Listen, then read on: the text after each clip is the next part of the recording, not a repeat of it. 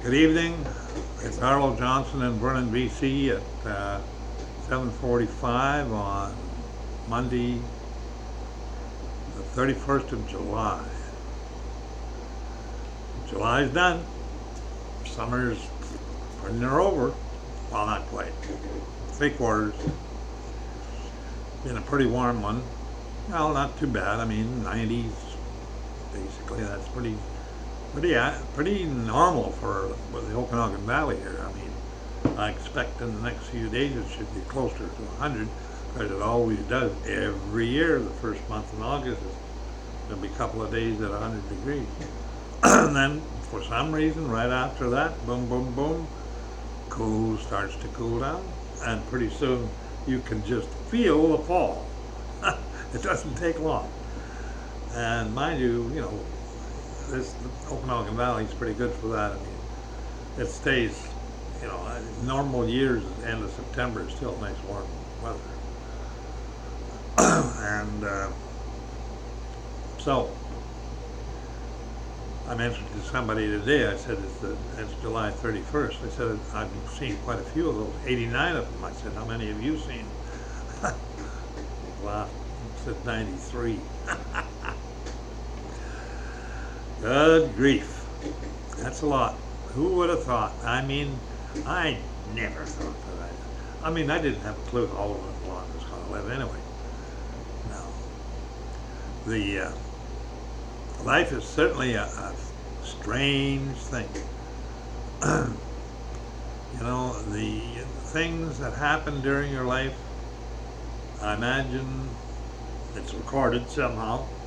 Everything I ever did is recorded. Everything you've ever done is recorded, whether you like it or not, whether I like it or not. So can't ignore it. When the time comes to give an account of ourselves, we'll just have to say, yeah, that's true, I guess. I did that, and I did that. Yeah, I did that too, I guess. Yeah. So, that's the thing. That's going to be, glaringly right in our face someday. Everybody, says, and then the judgment. Yes, I guess if you've taken advantage of Christ's offer, you might be pretty well off, or you had an out. God did give you an offer, an out, and He decided that before the world ever began. The Word of the Father decided that He would be sacrificed for the sins of the people that He was going to create, and He agreed to that. Can you imagine that kind of a meeting? You're going to create a bunch of people, and a race of people, and we're going to try and see if they're going to be good enough to live forever in a kingdom with us in eternity. And you know perfectly well what you're going to create will have to have enough free will to do whatever they want, and they'll have a tendency not to want to do the right thing. And as such, then they will be guilty. The penalty of your law is death. That means, if that's the case, then there wouldn't be any people to have a kingdom with, because they've all sinned. They've all sinned and have the penalty of death on them. There's no person in this world that doesn't have the penalty of death on it. The only out is that Christ said, okay, I'll die in their place and pay for their breaking the law. And to those who believe that I've done that, they will be given pass to the resurrection. They will be resurrected, and they will live in the kingdom forever. That's basically what they've said. Now, You know, it doesn't take much to look around and think, wow, there's a ton of people, and it's getting more and more. You know, when I was growing up, I never heard about people who poo-pooed the church and religion and God and Jesus and stuff like that. They didn't do that. No, that was not considered very good, and they believed that it was wrong to do that. Not now. Now they just do whatever, and they're proud of it. You know, people do things and they say, I'm proud of it. Even if I know I'm doing wrong, even if I know that I'm going to die from this, I'm doing it because I'm proud of it. And God said, pride will kill you. Pride goes before a fall. And that's, who hasn't seen that to know that that's true? You know, the pride of the United States, for instance, is way overdone, has been overdone. I'm sure that basically that's going to be one of the reasons of their downfall. And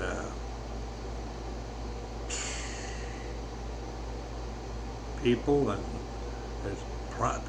certain people have pride in their heritage and stuff over and above other people. That's not going to fly. The world is, you know, been populated by, I'm guessing, but according to what I've read and seen, I'm pretty sure you're going to be able to say it's close to 100 billion have actually passed through this age, and that's a lot of people. Mind you, out of that, I don't know how many will be. There'll be those who are so corruptible and so incurable, what's that? That's not the word. Well, you know, I don't know what, incorrigible or forget it. I can't think of it. Oh, gee. Anyway, that God is going to have to just let them condemn themselves, and that is going to be a lot of people, because there's getting to be more and more. I mean, just the simple fact of believing God and Jesus Christ is, if it appears that it's not so much they don't believe in Him, they don't care about it. They don't care about it. Doesn't matter. Who cares? Just, that's just BS. That's just whatever. They throw it away. They just forget it. Don't want to talk about it. If you bring up, you know, just try it sometime. If you bring up anything that sounds half religious, and you say, you know, saying the word Jesus Christ to some people just sticks right in their throat. They can't say it. They don't want to say it. They do not want to say it. And remember, Jesus has said, plain and simple, if you're ashamed of me, I certainly won't be bragging about you. I'll be ashamed of you to my Father. And so that's one thing I've often thought about, is that certainly no reason to be ashamed of believing in the Creator of the universe. That is plain and simple. And you know, no, I won't do that. And I know there's others that will, though, and do. I worked for a company, you know, in my younger days, 20, 25 years old, and this guy was working there too, and his name was Paul Burzniak. We called him Paul Bunyan, because he was a strong, really strong, you know, nobody, scared of nobody. And we were pretty good friends. You know, he'd try to, we'd be fighting and wrestling, not fighting mad or nothing, just wrestling like guys do sometimes. And he could never pin me down or do anything like that, you know, and yet he was a strong martyr. But anyway, we were buddies, not buddies, but pretty good friends in a way. And he worked for this company for a while, and a few years, I guess it was. He married this girl, and she was a waitress, and she was a big girl, you know, but she was good looking and, you know, pretty sharp and whatever. And he quit and he bought a hotel in Mirror, Alberta. And I never could figure out how he swung this, because where did he get the money from to do that? And what kind of a deal did he make? But anyway, he bought it. This motel is sitting, it reminded me of the movie Giant. Remember that? Where this big house sat out, and a thing all by itself, nothing around it. That's how this hotel. It was a 3-story hotel, and, you know, all rooms upstairs and everything. Bar downstairs and kitchen, and it was not a restaurant or anything, but the bar was his main business, and rooms. I used to rent a room going there from Stettler, Alberta, and back to Drayton Valley. I'd stay overnight there for $6, $8 a night. He was renting rooms. These big tubs, cast iron tubs in every room, and they had beds, you know, that kind of went like this. But I mean, it was okay. Anyway, I pulled in one night and stayed there, and I'd come back in about 4 or 5 o'clock at night. And I said, well, I want to stay overnight and home in the morning. So I stayed there. And then when he closed out in the bar, I went in his quarters, and we sat there and BS'd for a while. And I said to him, where's Jean, his wife? Oh, he said, she got mad at me, and she's up in here somewhere. I don't know what floor she's on or whatever. I haven't seen her for 2 days. And I said, well, what the heck happened there? Well, he said this guy came along 2 nights ago, and I kind of knew him, and he was wanting to talk to me about something, sell me something or whatever it was. And after the bar closed, he had a couple, he had a bottle of whiskey, came over in the quarters, and we drank that up and whatever, and finally he left. And Gina and I went to bed.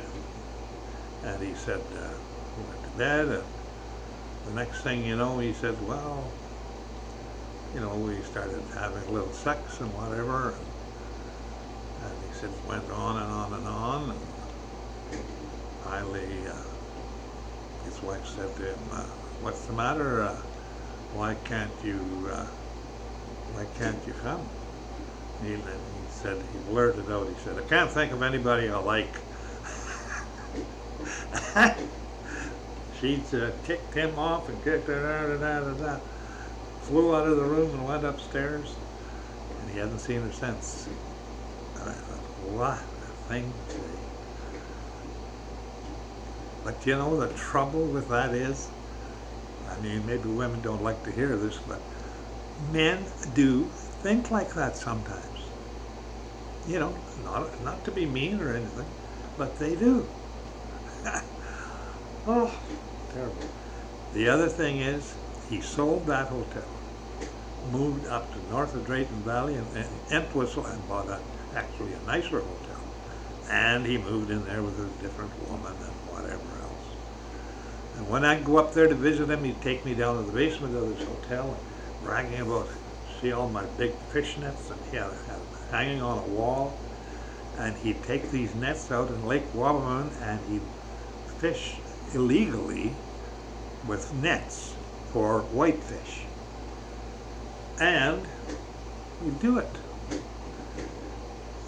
all of a sudden, one spring, the guys there phoned me and said, well, Paul died just the other day. He drowned in Lake Wabam. And I said, well, what the heck is he doing?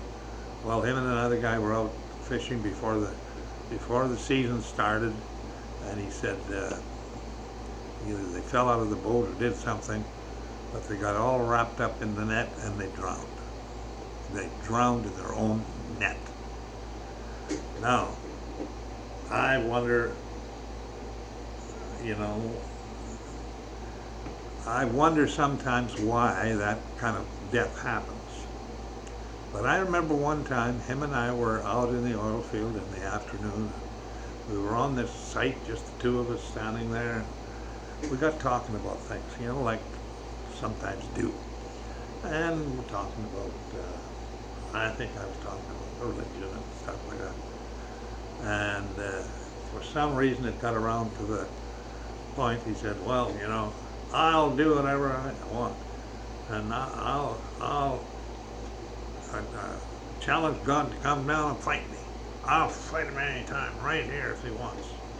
And going on like that. I thought, that is not a good thing to be saying, challenging. And the thing about it is, I've often thought, God doesn't have to reply or do anything instantly. He's got all the time in the world or whatever. He can wait 500 years and then do it. He can wait 5 minutes and do it.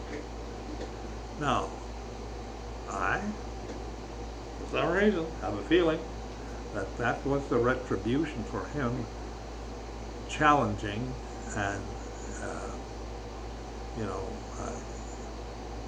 that's not worshiping God. That's challenging God.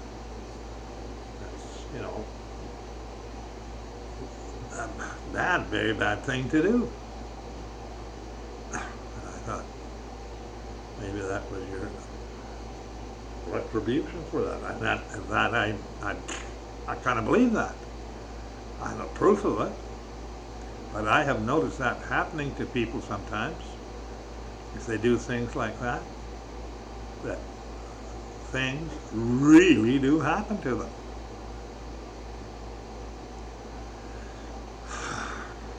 I know there's other people who have done things too that I've seen, and they have suffered later in life and stuff, and I mean really suffered. I couldn't even believe how bad they were suffering. Just like being hit with everything under the sun. And I don't know. So, getting back to the offer that God has for the people of this world. He said, if you believe my son came to this earth, that I sent him down here to die for you so that you could survive and live in my kingdom forever. And if you wanted to do that, you will be saved for that purpose. Now, when you think about it, this world as God created it, recreated it, has been going on for about approximately 6,000 years. I don't know. According to the Jewish calendar, I think it's pretty darn near 6,000 right now. But the thing that's happening in the world is falling right in line with everything that the book of Revelation talks about. I mean, if you can read this book of Revelation over and over and over and try to keep it clear in your mind when these trumpets go off, when the four horsemen go out, when the bowls come out, and the trumpets, bowls, what else? Anyway, there's about 3 or 4 things that go on and on and on until the 7th trump. And at the 7th trumpet, that is when Christ lands back on this earth. And it's done. It's finished. Tribulation is done. And, I've mentioned it before, there's so much written in there that, pertains to the Israelites and the family of Jacob. And, of course, Abraham. But the whole thing seems to revolve around that, even the city of God. It really makes me wonder if there's more to it than a person realizes. And because God does not operate like we think. He doesn't operate that way at all. It's going to be very interesting. But it's also going to be very, very, not just scary, it's going to be total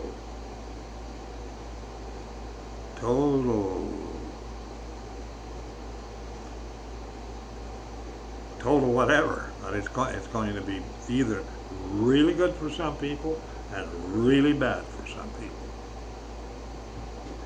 And that depends on which side you're going to be on. If you're alive and breathing, you still have a choice to make. And if you don't want to make it, nobody can stop you, not even God. Anyway, that's all I want to say tonight, but I want you to think about it. These people go around and say, oh, I've been preaching to people and I get saved, I want them to get saved, I got saved, so I don't believe any of that. God's the only one that can save anybody. No one else can. And He's got a plan for every single one. He says He won't lose one. He'll sift them right out of the nations, He said. He can do that. He's omnipresent. He's everywhere at once. Everything, all-knowing, everything at once. Knows the beginning to the end, all of everything. Always existed, always will exist. Total power. And I think we're very lucky that God appears to be a very just God. And that's a good thing. We could be really screwed. Anyway, I hope that things work out for you. I hope the end result of your life on this planet will turn out good. That would be the whole thing. And there's only one way that'll happen. If the creator of the universe looks after you. And He said He will. If you believe Him, believe what He's done, believe what He said, believe His Son. His Son has now all power. He's the judge of everything. All judgment has been given to Him. All. So we have to realize who He is. Who Jesus is. He is the actual judge. So let me leave that with you. Mull on it. It's something to think about, and it's decision day is coming. There's no question about it. Can't avoid it. And you may as well be on, I guess, if you're on God's team, you win. If you aren't, you lose. Whether you believe it or not, that's not going to change anything. That's the way it's going to be. Anyway, I better stop right now and say thank you very much for listening. I appreciate it. If you want to subscribe, I'd appreciate that. I should have said that at the beginning. But anyway, God bless you, and we'll see you later.